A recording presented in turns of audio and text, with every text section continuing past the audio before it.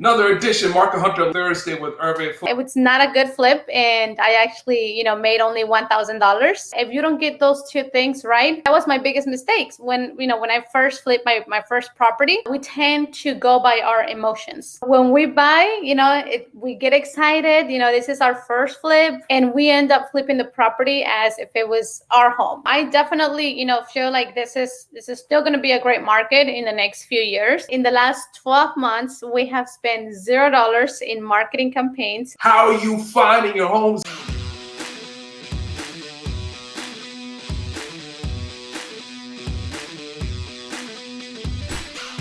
As you know, every week we like to try to bring on another guest speaker to talk about real estate investing in their own backyard.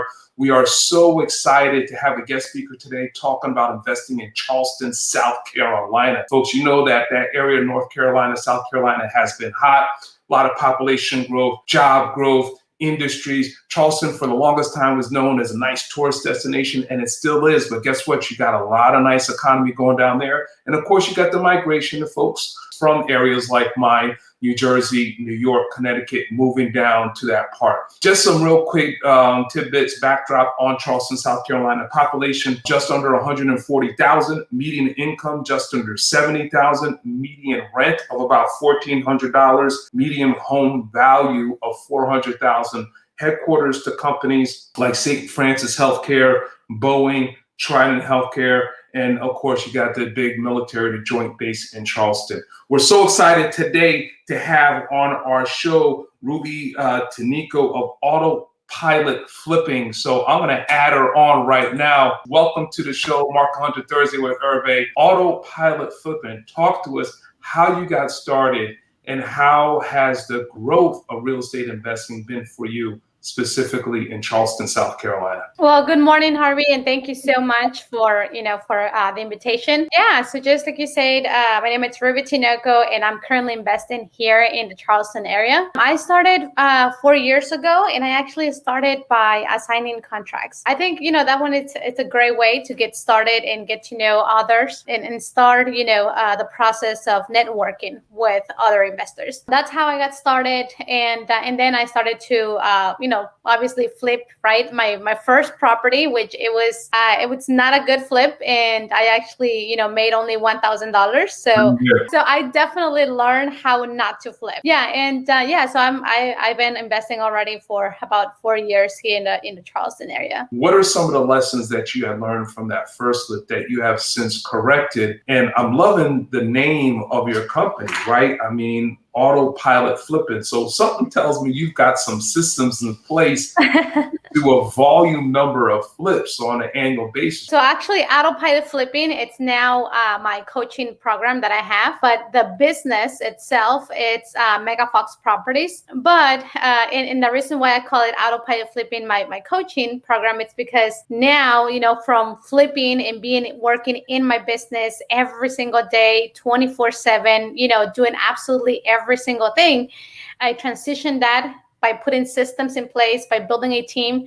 to now have an automated flipping business. Right. And that's why I call it Autopilot Flipping. But going back to your question about, what are my mistakes? And, I think this is the mistakes of everyone who flips properties makes, at one point. It might be, smaller and bigger, but they're the same mistakes. I think there's two things that if you don't get those two things right, who knows if you have a deal and if you're going to lose money when you're ready to flip a property. One is having those that ARV, that after repair value, right? Mm-hmm. Doing your comparables right. And the second one is having your repairs correctly, your estimate for repairs. Right. Those are the two things that you need. If you can get those two things right, then even if you make all the mistakes that I made, you're still going to walk out with a profit. Yes. So yes, absolutely. That was my biggest mistakes. When I first flipped my first property, I didn't got my after repair value right. Listing the property for almost $400,000. I only got like $350. So that's $50,000 in there. That was one thing. The other one was the repairs. I estimated $50,000. And I ended up putting into the property about $80,000. Yeah, we always underestimate the repairs on the first. Right.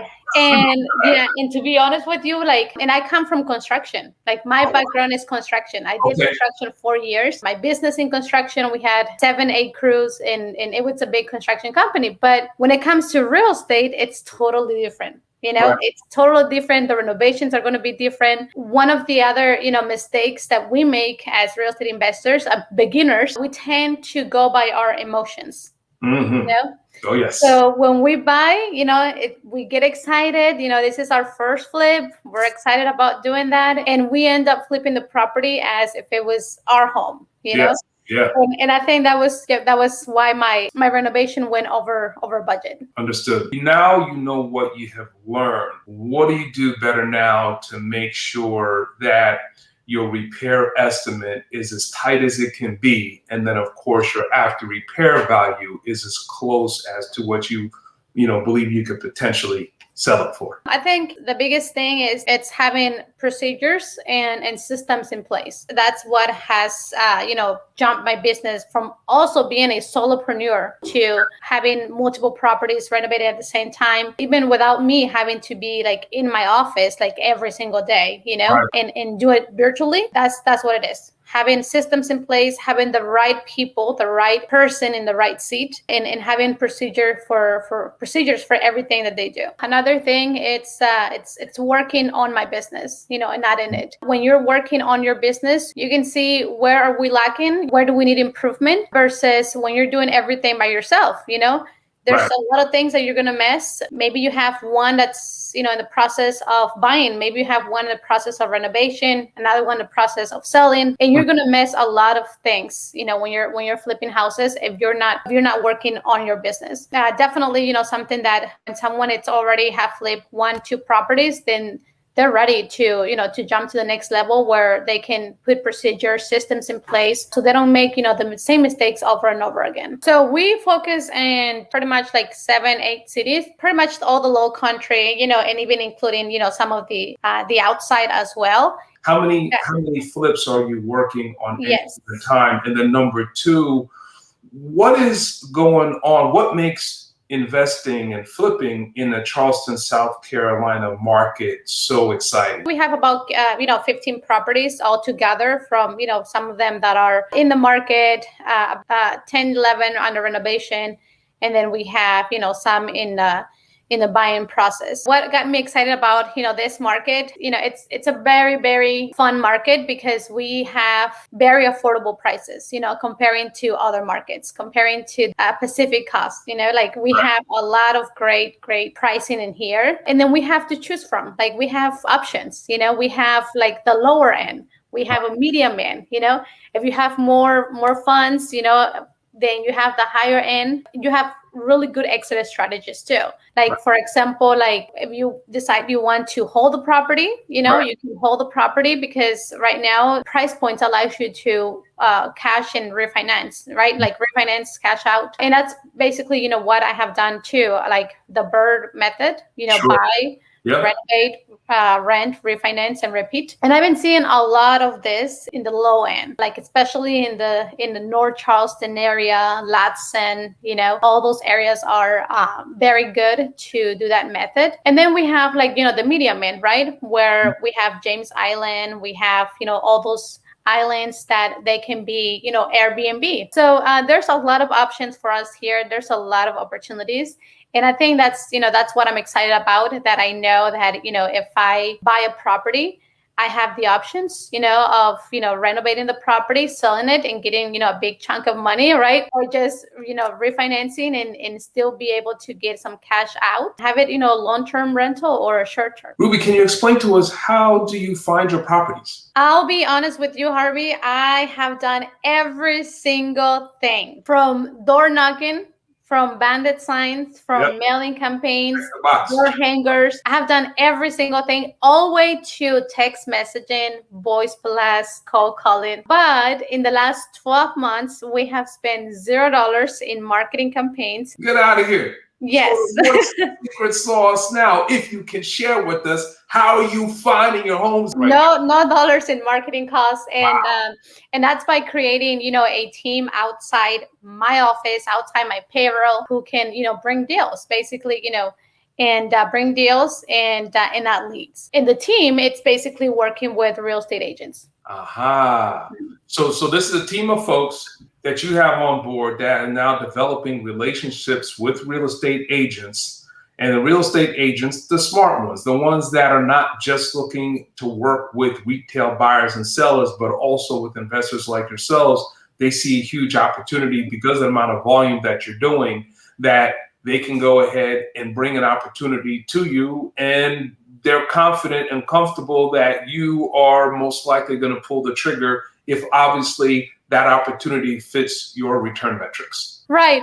A lot of people say, oh, there's no deals in the MLS, or agents are not good to work with. The best deals are off market. You do your own marketing campaigns. Right. There's a process, to everything. With this new team that I have, I mean, it's not just like, I'm going to call an agent and they're going to bring me, deals. That's not how it works. There's obviously, training. There is systems in place that they have in order to execute, in order to perform, right? In order to bring deals. So that's what autopilot flipping gives them. That's Right. what we give them so that they can bring us deals and basically, have that win-win situation. Right now, there's a lot of real estate agents, and you know it, right? There's a very short of inventory in our market. Well, there's a lot of agents out there that there are looking, right, to get a listing or a purchase. So now it's actually a great opportunity to give them systems, to give them the training that they need, and bring them right to your team. Let me shift gears a little bit. What gives you confidence that Charleston is the right market for you and your team to invest in? I definitely, feel like this is still going to be a great market in the next few years. We have seen, the prices going up. And that's something that for a lot of investors, they get scared about, right? Like, oh my gosh, like now we're buying for way more than what we used to buy. Right. But at the same time, you're selling for more, Yeah. So it levels up. There's no difference. All the flips that we have purchased, in the last 3 months, we bought them, right? Higher, like maybe 10, 15, even $20,000 more. There's no under $100,000 anymore, right? At the same time, when we're flipping those properties and we're putting them in the market, they're selling for exactly that amount more, $15,000, $20,000 more. We always need to buy right. Yes. As long as we buy right, I think, even if the prices go up or down or it slows down, we can, we have that exit strategy where we can either keep the property, refinance it, or even lower the price, and it will still give us a profit versus buying wrong, right? And then having the market shift a little, and then not being able to sell the property because we didn't buy it right. It's important when you're a real estate investor and you're buying properties, is always think about what can it happen in the next 6 months, buy it at a discount. Ruby, with all the exciting things going on in Charleston, and with where your business is currently, what is going to be the next chapter for your business? I think for Megafox Properties, for our flipping business, right now that company, it's well established, that is really easy to duplicate. As far as just my personal goal, right, of where I want to go, I think the next step will be multifamily. This is something that I always have wanted to do, and I was just thinking should I now? Is now a great time, right? But I think I got to a point where I was just I'm going to focus on just building this flipping business the right way, putting systems in place, having a team. And instead of quitting flipping and going into multifamily, let's just automate this.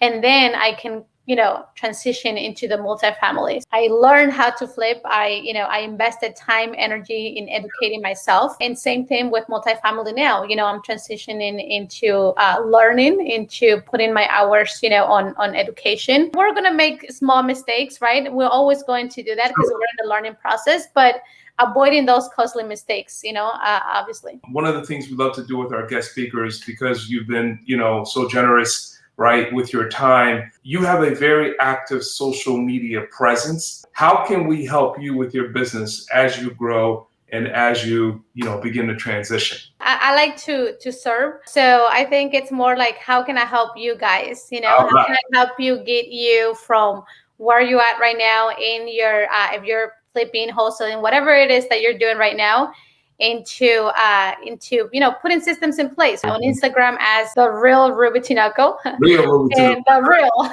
Right, the real Ruby Tinoco Good. on Ruby Tinoco in Facebook, and same thing as the other social media page. For folks based outside of South Carolina, what is the possibility? Do they have a good chance of flipping homes in South Carolina, but living in North Carolina, Virginia, Florida, Texas, North Dakota, and so on and so forth? Most of them, there are from all the way from California, Massachusetts, Ohio. So definitely yes, and even in their own markets. Thank you so much for spending a half hour with us. We learned so much from you. Procedures and systems. Don't make excuses, make changes. Ruby, Tinoco, thanks very much. We wish you the best of luck. Thank you, Harvey. Take care. All right, be well now. Have a great day. Bye. Folks, listen, she has systems in place, apparently, a very successful one. So I urge you to go to her social media pages on Facebook, on Instagram, link up with her if you're interested in learning how to flip houses. It's possible, right? We always come up with excuses. Oh, house price is too expensive. There's nothing on MLS. Well, guess what? No marketing dollars spent, relationships built with brokers, with real estate agents, and from there, that's the source that she used for her leads. Thanks again for tuning in. Another edition, Market Hunter Thursday with Herve, and we look forward to seeing you soon.